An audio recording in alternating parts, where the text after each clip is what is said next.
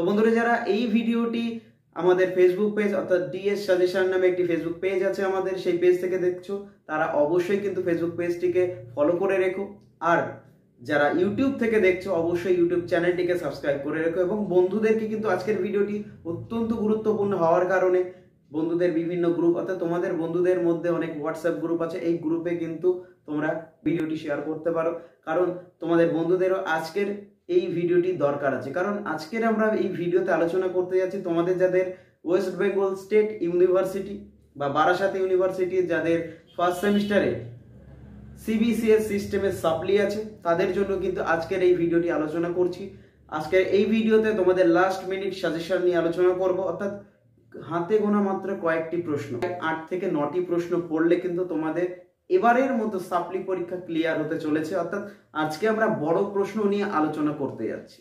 তো এক্ষুনি এই প্রশ্নগুলো যেগুলো তোমাদের সামনে আসছে, এই প্রশ্নগুলো খাতায় লেখো। খাতায় লেখার সাথে সাথে সেগুলো তোমরা প্রস্তুতি শুরু করে দাও, কারণ হাতে কিন্তু বেশি দিন সময় আর নেই। খুব তাড়াতাড়ি পরীক্ষা চলে এসছে, পরীক্ষা রুটিন পেয়ে গেছো, কবে থেকে পরীক্ষা, কোন ডেটে কোন পরীক্ষাটা চলছে যদি এখনো জেনে না থাকো, তাহলে কিন্তু আমাদের চ্যানেলে ভিডিও আছে, সেই ভিডিও কিন্তু তোমরা দেখে নিতে পারো যে পরীক্ষাটি কবে হচ্ছে এবং রুটিনটা ঠিক কি আছে। তো আজকে তোমাদের সাজেশনের ভিডিওটি তোমাদের সামনে আসে। আর অবশ্যই আবারও বলছি, কোশ্চেনগুলো লিখে তারপরে ভালো করে প্রস্তুতি নাও। তো বন্ধুরা, আজকের এই ভিডিওটি তোমরা যারা ফেসবুক পেজ থেকে দেখছো অবশ্যই ফেসবুক পেজটিকে অর্থাৎ ডিএস সাজেশন নামে একটি ফেসবুক পেজ আছে আমাদের ফেসবুকে, তো তোমরা সেই পেজটিকে ফলো করে রাখতে পারো অবশ্যই। আর যারা ইউটিউব চ্যানেল থেকে দেখছো তারা অবশ্যই ইউটিউব চ্যানেলটিকে সাবস্ক্রাইব করে রেখো এবং বন্ধুদের মধ্যে অতি শীঘ্রই এই ভিডিওটি শেয়ার করে দিও। কারণ আজকের এই সাজেশনটিতে মাত্র 10টি প্রশ্ন আছে, 10 থেকে 12টি প্রশ্ন পড়লেই কিন্তু আজকে তোমরা হুবহু অর্থাৎ তোমাদের 3টি মডিউল থাকে, 3টি মডিউল থেকে প্রত্যেক মডিউল থেকে একটি করে 10 নম্বরের প্রশ্ন লিখতে হয়, 3 10 30। এই প্রত্যেকটা মডিউলে কোশ্চেন থাকে 2টো করে, সেখান থেকে একটা করে লিখতে হবে। আমাদের টার্গেট থাকবে আমরা যেন মডিউলে যে 2টো করে কোশ্চেন থাকে একেবারে হুবহু প্রশ্ন কমন পেয়ে যায়, যাতে আমাদের উত্তর লিখতে কোনো রকম অসুবিধা না হয়। মডিউলে 1 নম্বর প্রশ্ন হলো রাজনীতি সম্পর্কে তোমার ধারণা ব্যাখ্যা করো, অথবা দিয়ে সেম প্রশ্ন একটু ঘুরিয়ে আছে, রাজনীতির বা রাজনৈতিক ধারণাটি ব্যাখ্যা করো। এরপরে চলে আসবো আমরা 2য় নম্বর বা 2 নম্বর প্রশ্নে, রাজনীতির তত্ত্বের প্রয়োজনীয়তা বর্ণনা করো, অথবাতে সেম প্রশ্ন আছে, রাজনৈতিক তত্ত্ব বলতে কী বোঝো, এর প্রাসঙ্গিকতা লেখো অথবা গুরুত্ব। তো প্রাসঙ্গিকতা বা গুরুত্ব একই জিনিস, সেটা খেয়াল রাখবে।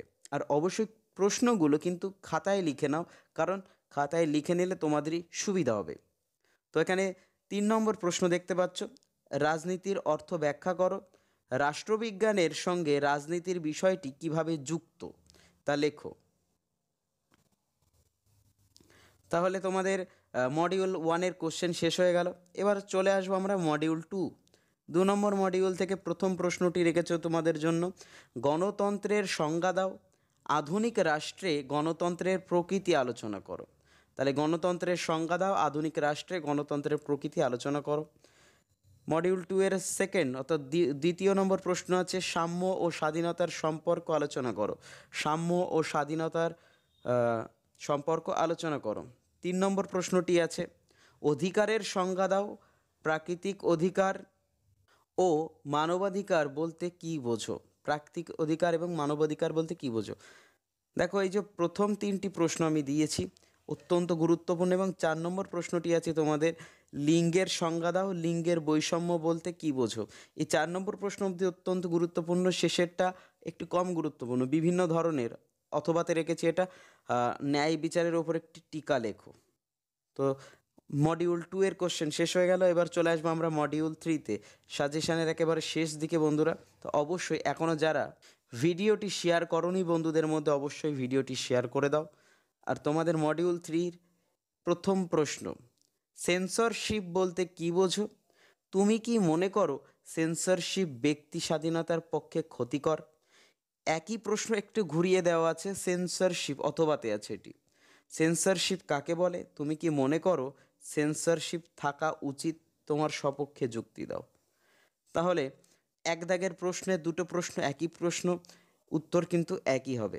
চলে আসবো আমরা 2 নম্বর প্রশ্নে। 2 নম্বর প্রশ্নে কী লেখা আছে না, পার্সোনাল পলিটিক্যাল আর ব্যক্তিগত রাজনীতি বলতে কী বোঝো? তুমি কি মনে করো এর প্রভাব রাষ্ট্র পারিবারিক বিষয়ে, তুমি কি মনে করো এর ভিত্তিতে রাষ্ট্র পারিবারিক বিষয়ে হস্তক্ষেপ করতে পারে? তোমার উত্তরের সপক্ষে যুক্তি দাও। তাহলে আমাদের শেষ প্রশ্ন বা 3 নম্বর প্রশ্ন মডিউল 3 থেকে, জাস্টিস অ্যাজ ফেয়ারনেস বলতে কী বোঝো? তুমি কি মনে করো ন্যায্যতার নীতি সাম্যের নীতিকে ভঙ্গ করে? তাহলে এই তোমাদের সাজেশান, এই সাজেশানটি পড়ে গেলে এবারে তোমাদের সাপ্লি কমপ্লিট হয়ে যাবে, এটুকু বলে রাখছি বা এটুকু গ্যারান্টি তোমাদেরকে দিচ্ছি।